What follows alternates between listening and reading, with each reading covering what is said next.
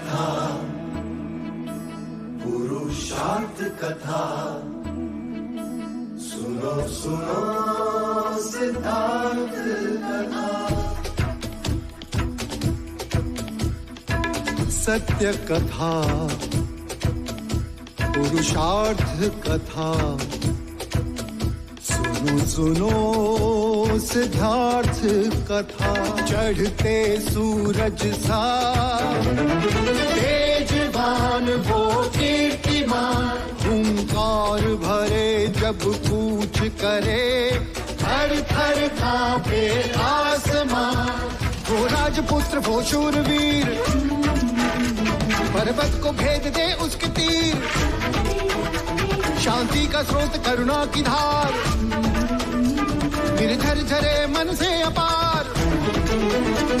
वो राजपुत्र वो शूरवीर, पर्वत को भेद दे उसके तीर, है शाक्य वंश का वो तारा, जगमग है जिससे जग सारा। सत्य कथा, पुरुषार्थ कथा, सुनो सुनो सिद्धार्थ कथा।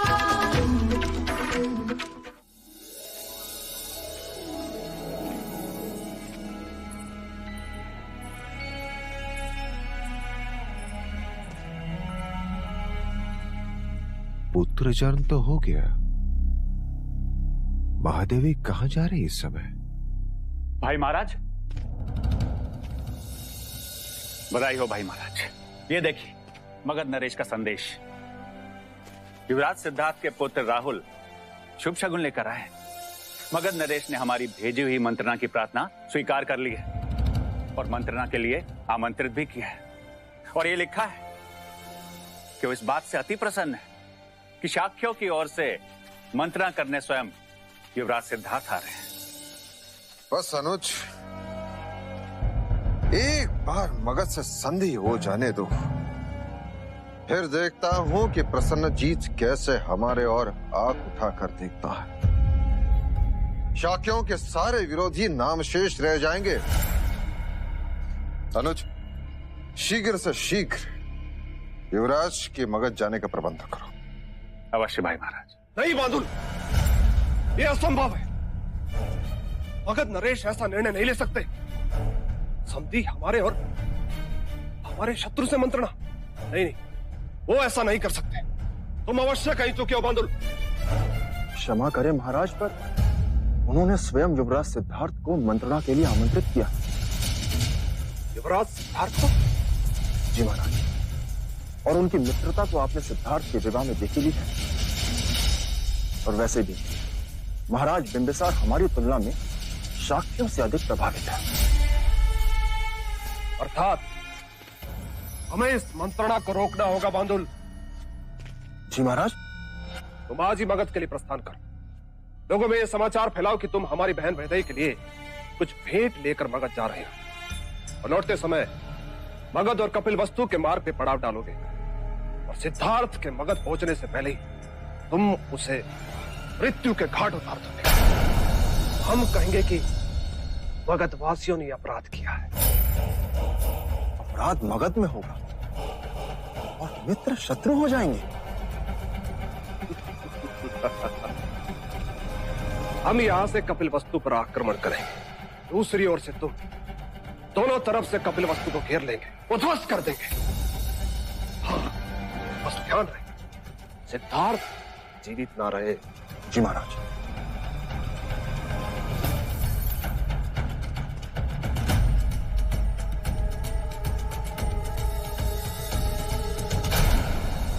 आर्यक, तुम युवराज सिद्धार्थ के साथ अपने सैनिक लेकर मगध जाओगे और युवराज को पूरी सुरक्षा प्रदान करोगे। जी महाराज। उनकी सुरक्षा अर्थात हमारी सांसें महाराज। हमारे गुप्तचर पूरे मार्ग पर आंखें बिछाए बैठे, जरा भी संदेह होने पर वो हमें सूचना देंगे।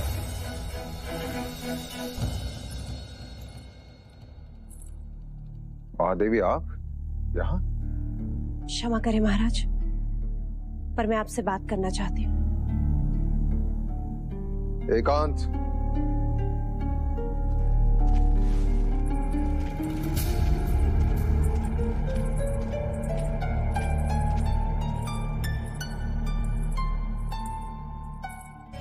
ये क्या अनर्थ कर रहे हैं देव? कैसा अनर्थ देवी? मैंने सुना आप युवराज को मगध भेज रहे हैं।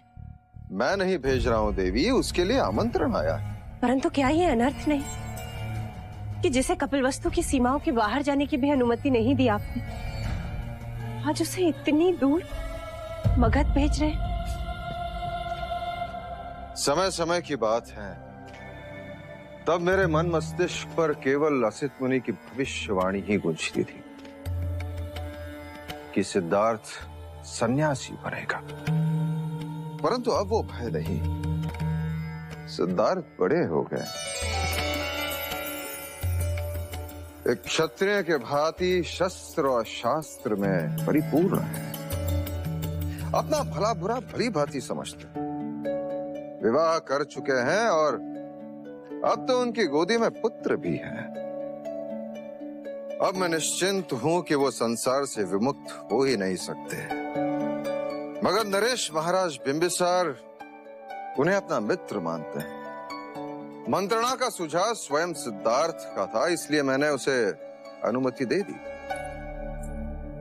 पर देव, चिंताओं को त्यागो महादेवी, और आज से ही तैयारियां प्रारंभ कर दो।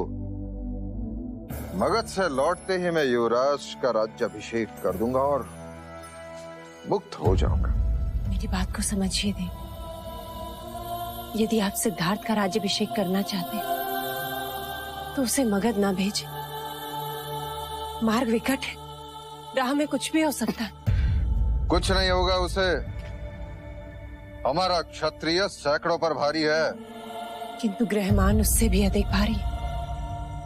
40 दिन। युवराज के पुत्र को कुछ नहीं होगा महादेव। अपने मन और आंखों से कहो कि भय को निकल बाहर करो और इसी स्वप्न को दोहराए जो हमने आज तक देखा। युवराज सिद्धार्थ को चक्रवर्ती सम्राट बनाने का स्वप्न। कैसे कहूं महाराज कि पिता से वियोग के ग्रहमान लेकर संतान पैदा हुई है। भय मुझे सिद्धार्थ के लिए है।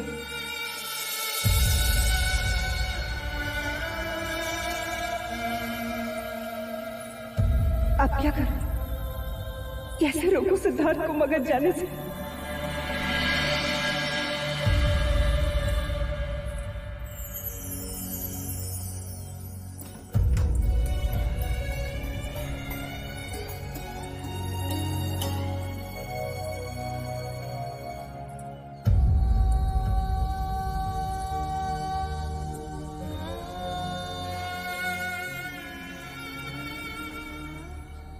क्या बात है माँ, आप इतनी परेशान क्यों हैं? यशु, क्या तुम्हें सिद्धार्थ के मगध जाने की सूचना मिली? हाँ, कुछ देर पहले लौशिका ने बताया। महाराज बिंबिसार ने उन्हें आमंत्रित किया है। तुम्हें सिद्धार्थ को मगध जाने से रोकना होगा। पर क्यों माँ? महाराज और आप भी तो यही चाहते हैं कि युवराज सांसारिक बातों में, राजनीति में रुचि ले, और आज जब वो स्वयं आज भी वही चाहते हैं यशु,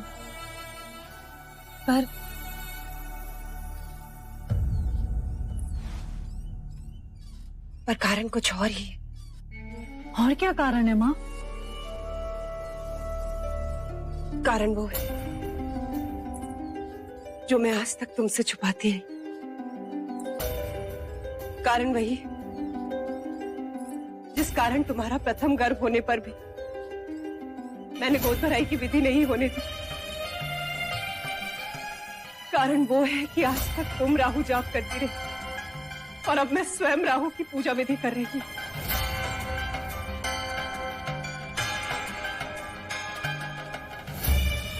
ग्रहमान भारी,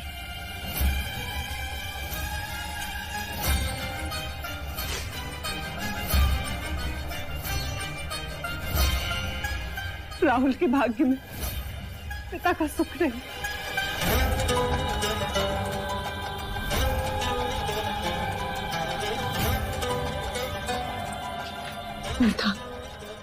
सिद्धार्थ की मृत्यु या सिद्धार्थ से वियोग।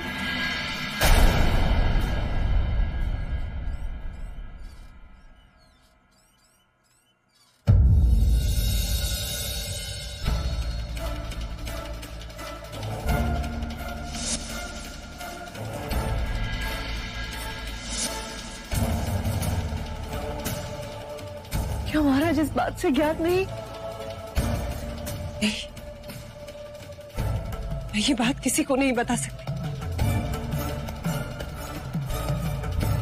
ये भूल से भी महाराज तक ये बात पहुंच गई कि राहुल का जन्म सिद्धार्थ पर भारी, वो राहुल के साथ कुछ भी कर सकते हैं।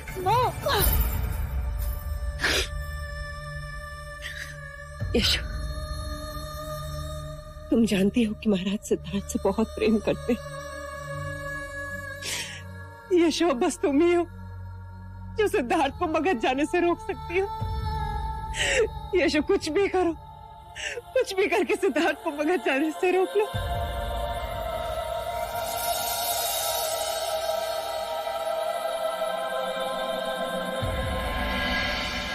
ओम राहवे नमः। ओम राहवे नमः। ओम राहवे नमः। ओम राहवे नमः। आप कुछ भी कर लीजिए कुलगुरु, युवराज सिद्धार्थ इन बलि प्रथाओं को नहीं मानते। वो कभी इसकी अनुमति नहीं देंगे। चिंतित न हो अमात्य, पर्याय उपाय हैं। मैं केवल यज्ञ स्थल पर युवराज सिद्धार्थ की उपस्थिति चाहता हूं और इस शस्त्र पर उनका स्पर्श।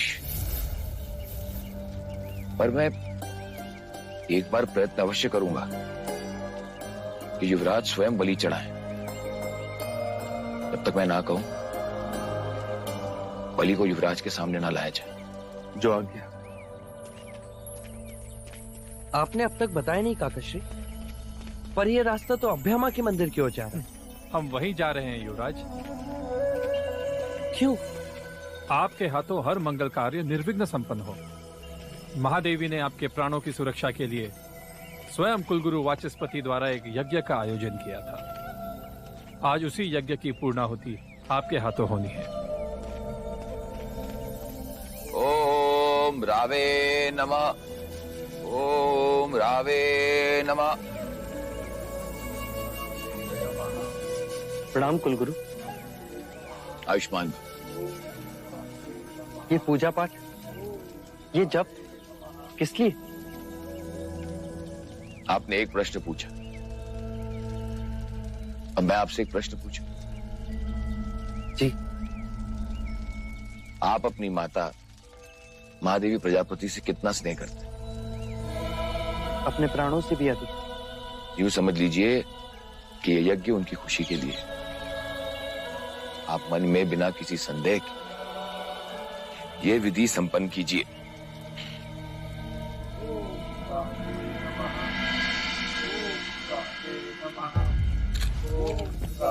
आयुष्मान भव।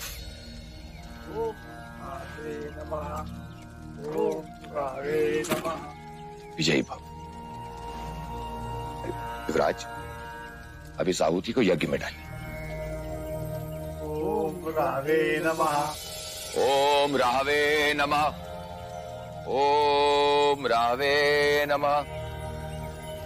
ओम राहवे नमः। ओम राहवे नमः। ओम राहवे नमः। युवराज, ओम रावे नमः। इसे स्पर्श कीजिए।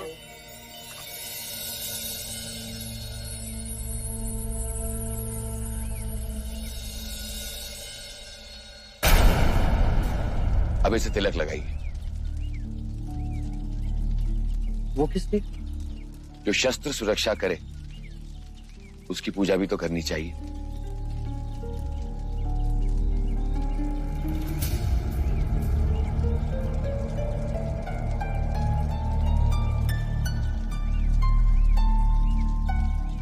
अब आप इसे लीजिए, हवन कुंड के 5 फेरे लीजिए और बाहर आइए।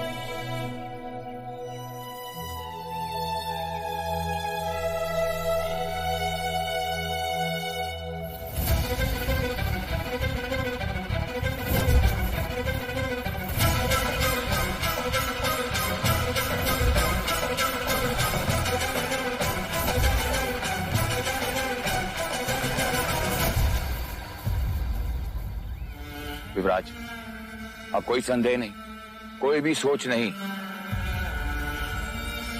ये यज्ञ आपकी प्रजा के लिए, आपकी माता की खुशी के लिए है। ये यज्ञ कपिल वस्तु के भावी सम्राट के लिए है। ये यज्ञ आपकी कुंडली में पड़े पापी ग्रहों के लिए, जो आपके प्राणों की बलि चाहते हैं।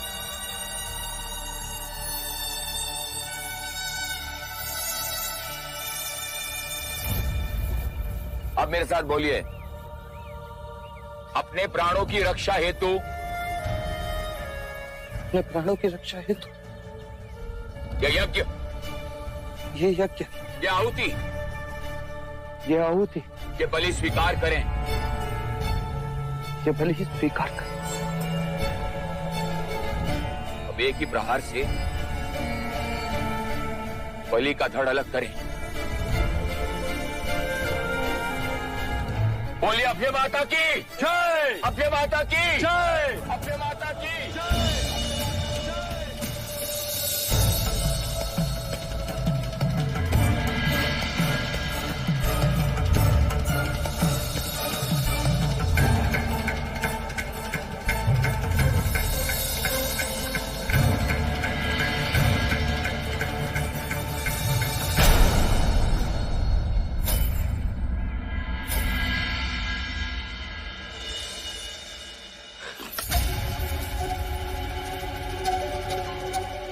ये आपने क्या किया युवराज? ये आप मुझसे क्या करा रहे हैं कुलगुरु? ये बलि पूजा है, आपको मां अभय को बलि चढ़ानी है। क्यों? किस लिए? इस बलि के बाद आपके सारे संकट समाप्त हो जाएंगे। अर्थात अपने प्राण बचाने एक निर्दोष मूक पशु के प्राण हर लूं? ये सुनकर भी धिक्कार आता है कुलगुरु, आपको सोचकर नहीं आता? युवराज, ये बलि आवश्यक है, शास्त्रों में लिखा है। पढ़ा है मैंने, जो शास्त्रों में लिखा है, कथित ईश्वर को प्रसन्न करने अपनी प्रिय वस्तु अर्पण करें, और मनुष्य को अपने प्राणों से अधिक कुछ प्रिय नहीं। पर वो अपने प्राण नहीं दे सकता, इसीलिए इन मूक पशुओं की बलि चढ़ाता है। यदि आप ये बलि नहीं देंगे तो राजा अभी तुरंत ही बलि देंगे। मैं उन्हें भी रोकूंगा। युवराज, तुम्हारे प्राणों से कपिल वस्तु का भविष्य जुड़ा है, इसलिए इस निर्दोष का भविष्य छीन लूं। यदि ये बलि नहीं चढ़ाई गई, मृत्यु योग प्रबल होगा। तो मैं अपनी मृत्यु से स्वयं लड़ूंगा, पर जो लड़ नहीं सकता उसे मरने नहीं दूंगा।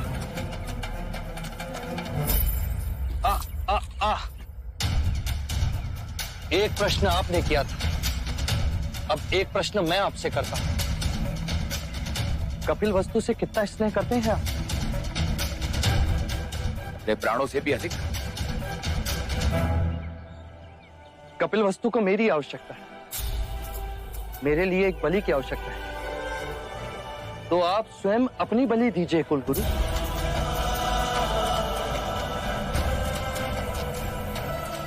मेरे संकट भी टल जाएंगे और आपकी पूजा भी पूर्ण हो जाएगी।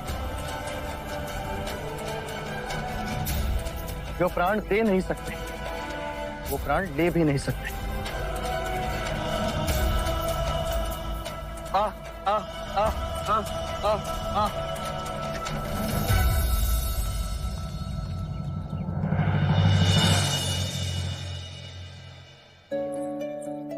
देवी, ये फूल खास राहुल के लिए है। इन्हें मैं यहाँ पे इस खिड़की के पास रख देती हूँ, जिससे पूरे कमरे में इनकी सुगंध फैलती रहे।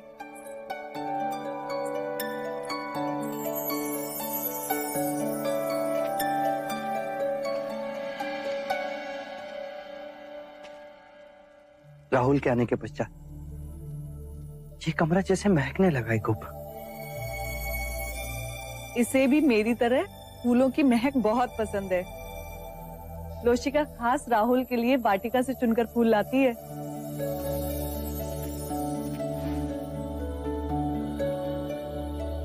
ले ले ले ले ले।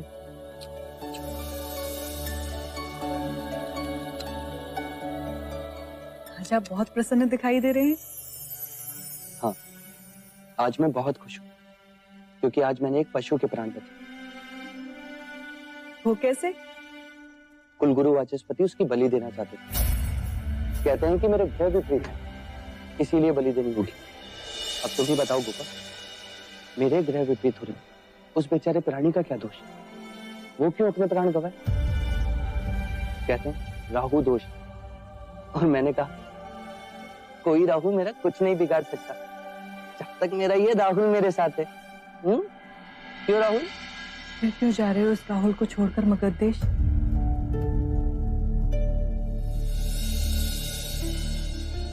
तुमने कैसे जाना? तुम तो इस कक्ष के बाहर निकलती नहीं।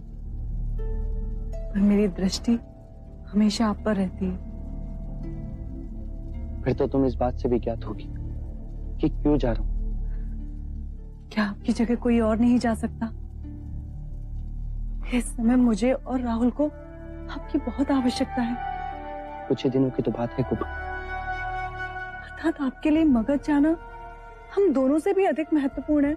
मगध जाने से कपिलवस्तु सुरक्षित रहेगा, मगध से व्यापार बढ़ेगा तो लोग सुखी होंगे। मेरा जाना मेरे लिए नहीं, लोक कल्याण के हेतु। पीड़ा हुई सुनकर हम दोनों की तुलना में लोक कल्याण अधिक आवश्यक है। गोपा,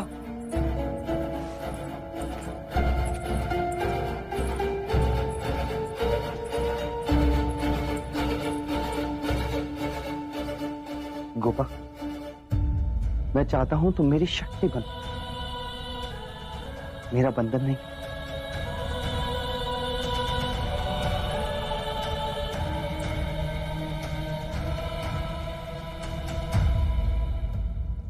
मैं तो केवल आपकी सुरक्षा चाहती हूँ।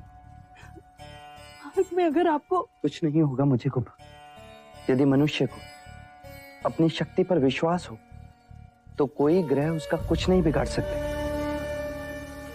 देखो, प्रकृति ने मेरा रास्ता फूलों से भर दिया। अब तुम भी मुझे हंसकर विदा करो।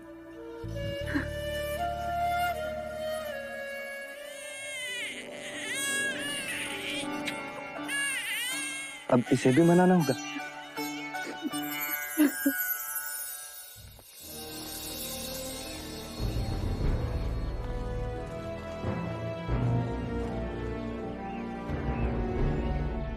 यशस्वी भव। तुम्हारी मगध यात्रा सफल हो पुत्र। सफलता मिलेगी या नहीं ये मैं नहीं जानता पिताजी, परंतु इतना अवश्य कह सकता हूं कि मेरे प्रयत्नों में कोई कमी नहीं होगी।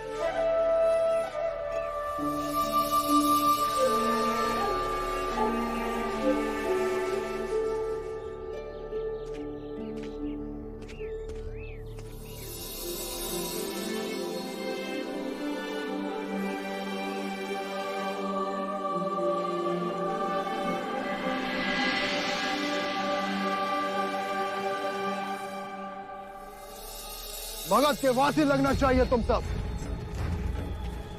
ऐसा स्वंग रचो कि कोई पहचान ना पाए। लगना चाहिए कि किसी बारात ने पड़ाव डाला।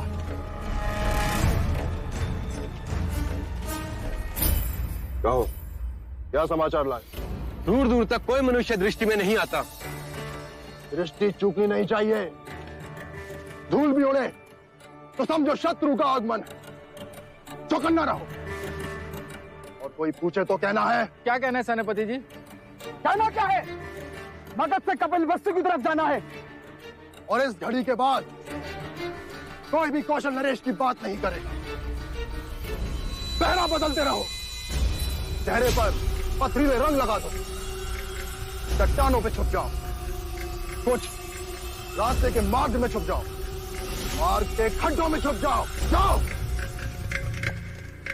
अपनी सांसें भी संभाल कर लेना। हमारा सामना सिद्धार्थ से। चिंतित न हो सेनापति जी, जंगल के हर पत्ते पर हमारी दृष्टि है।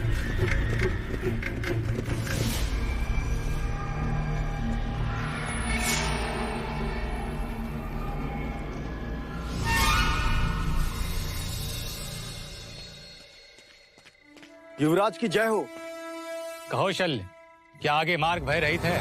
नहीं महाराज, आगे कौशल नरेश प्रसन्नजीत के सेनापति बांदुल ने अपने सैनिकों के साथ पड़ाव डाला है और प्रतीत होता है कि युवराज सिद्धार्थ के लिए वो घात बिछाए बैठे हैं।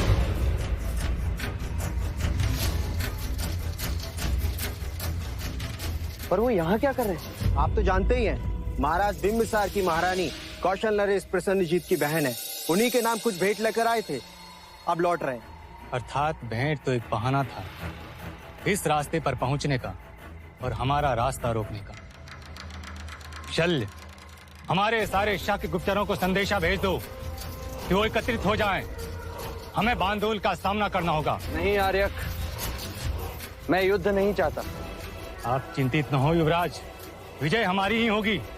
मैं जानता हूँ, मुझे तुम पर और हमारे सैनिकों के शौर्य पर कोई संदेह नहीं, पर केवल अपने एक प्राण के लिए मैं इतने प्राण दांव पर नहीं लगा सकता। पर मगध पहुंचने का और कोई दूसरा मार्ग नहीं है युवराज? है आर्यक, पूर्व की चट्टानों को पार कर हम मगध पहुंच सकते हैं और यही वो रास्ता है जो मुझे मगध को दिखाना है। किंतु वहाँ घोड़े नहीं जा सकते, वो चट्टानों का मार्ग है, बीच में दलदल भरी नदियां हैं, हमें चट्टाने चढ़ के जाना होगा। हमें हर पल खाई का खतरा बना रहेगा। हमें नहीं, केवल मुझे। आप सब यहीं रहेंगे ताकि बांदुल को यही लगे कि मैं यहीं हूँ। आपकी सुरक्षा महाराज का आदेश है। आर्यक, कल प्रातःकाल मैं और चन्ना मगध जाएंगे और ये मेरा आदेश है।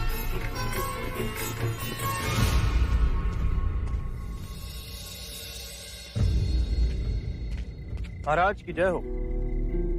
क्या समाचार है मगध से? मोर्चे संभाल लिए गए महाराज, जाल बिछाया है, बस आखेट की प्रतीक्षा करते हैं।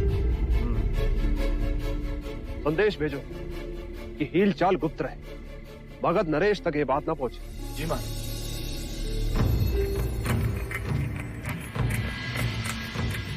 महाराज की जय हो। अभी अभी कपिल वस्तु से समाचार मिला है कि युवराज सिद्धार्थ मगध की ओर निकल चुके हैं। इस बार अश्वमेघ के पराजय को मिटाना है और शाक्यों के परचम को उखाड़ फेंकना है। अगर हमारे सेनापति बांदुल विफल रहे और मगध नरेश को यह समाचार मिला तो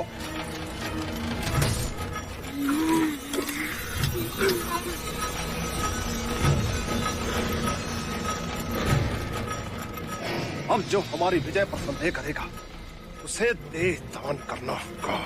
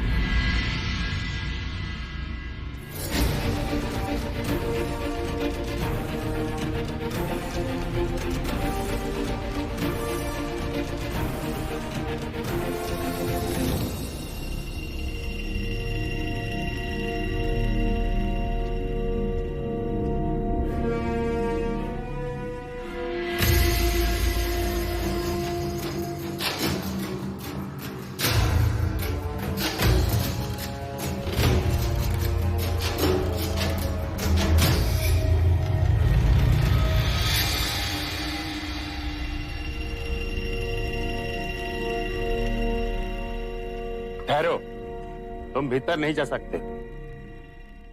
हमें महाराज बिंबिसार ने आमंत्रित किया। इस समय वो रंग भवन में और किसी को वहां जाने की अनुमति नहीं। पर उन्होंने हमें स्वयं आमंत्रित किया है मित्र। तुम्हारा परिचय? आप शाक्य देश के कपिल वस्तु से आए युवराज सिद्धार्थ गौतम, आपके महाराज बिंबिसार के मित्र हैं और मैं इनका सेवक।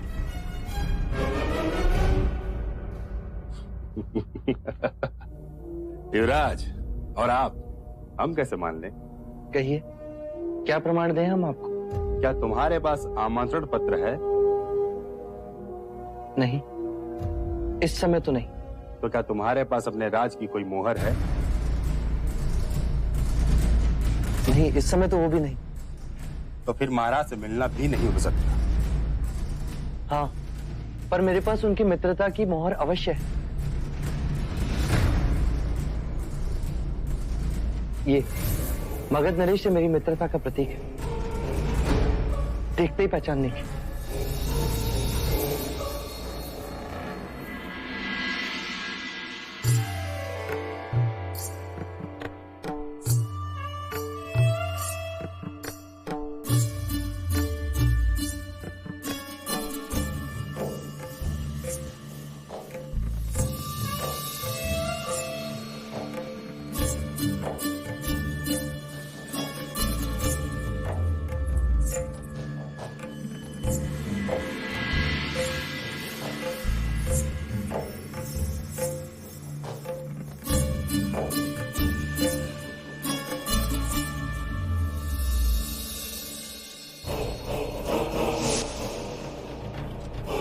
ये किस लिए?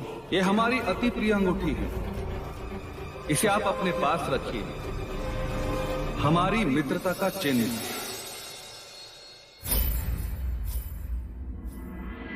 युवराज सिद्धार्थ आए हैं।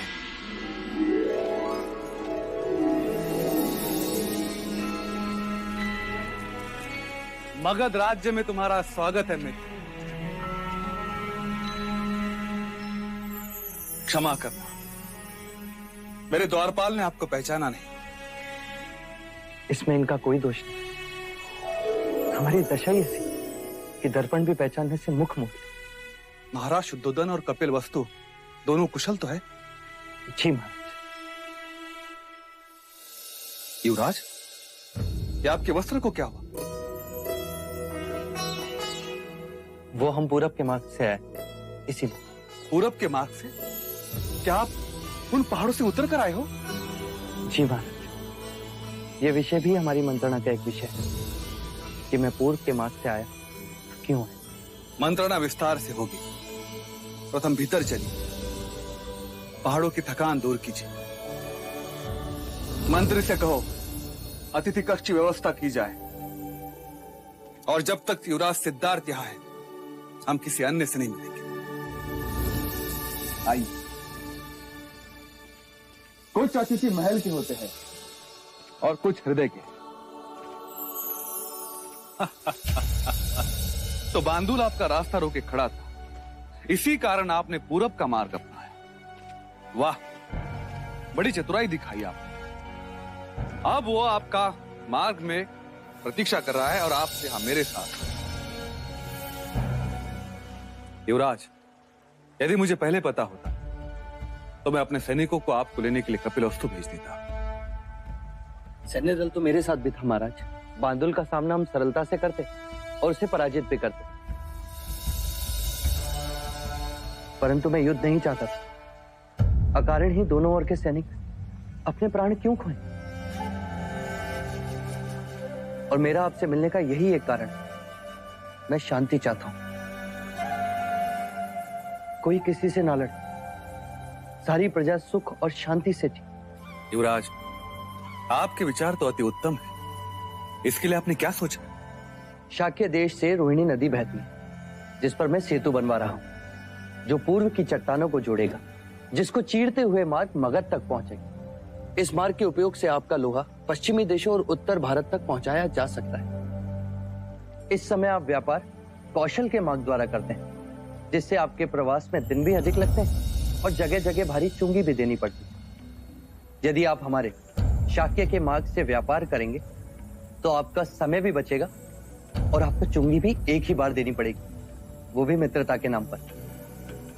और आपसे हमारी मैत्री संधि के कारण कौशल नरेश प्रसन्नजीत हम पर आक्रमण नहीं करेंगे, और कौशल आपसे युद्ध नहीं करते क्योंकि वो आपके संबंधी। और वैशाली गणतंत्र के साथ आपके और हमारे विचारधारा मेल खाती, तो उससे चारों देशों में शांति बनी रहेगी, सभी सुखी होंगे। युद्ध और ईर्ष्या का अंत होगा और शांति का उदय। मैं आपसे प्रश्न पूछ सकता हूं?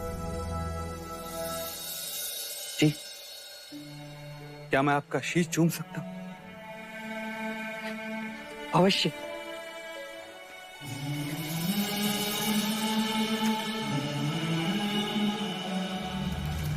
आपके विचार सम्माननीय हैं।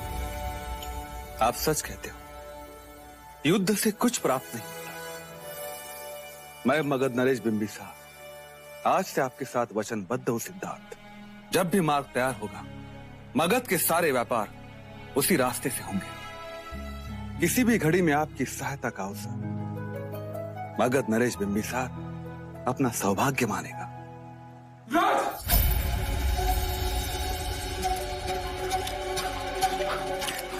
मगध नरेश और युवराज की जय हो। क्या हुआ आलेख? युवराज, कौशल नरेश प्रसन्नजीत ने कपिल वस्तु पर आक्रमण कर दिया है।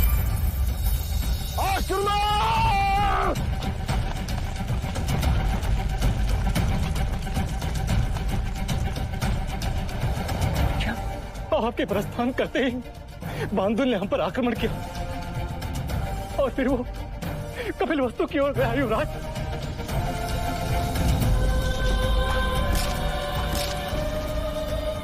अर्थात आक्रमण दो ओर से हुआ है। एक ओर से प्रसन्नजीत, दूसरी ओर से बांदुल।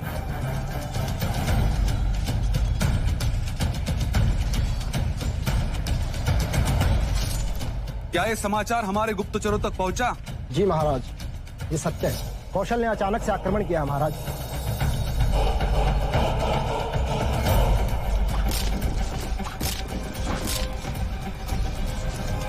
युवराज, आप चिंता न करें। सेनापति अंगद से कहो कि सेना को तैयार करें। कूच आज ही होगी। मंत्री चरण को कहो कि हमारे तरफ से प्रसन्नजीत को एक संदेश भेजा जाए कि इस अनर्थ को रोक दे और इसी समय युद्ध विराम की घोषणा करें, अन्यथा मगध के साथ मित्रता भूल जाए। जी महाराज। मुझे आज्ञा दे महाराज, मेरा कपिल वस्तु पहुंचना अत्यंत आवश्यक। युवराज, आप प्रस्थान करें। हमारे कुछ सैनिक आपके साथ हैं। आपके पैरों के चिन्ह के साथ ही वो आगे कूच करें। मगध आपके साथ है युवराज।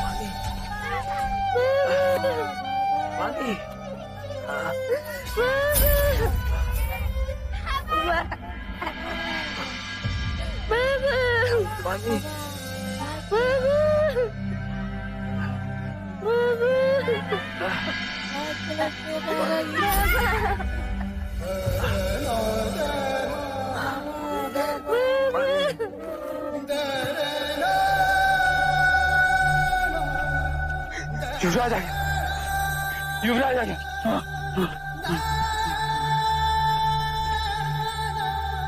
जो भी घायल मिले तुरंत उपचार के लिए लेके जाओ।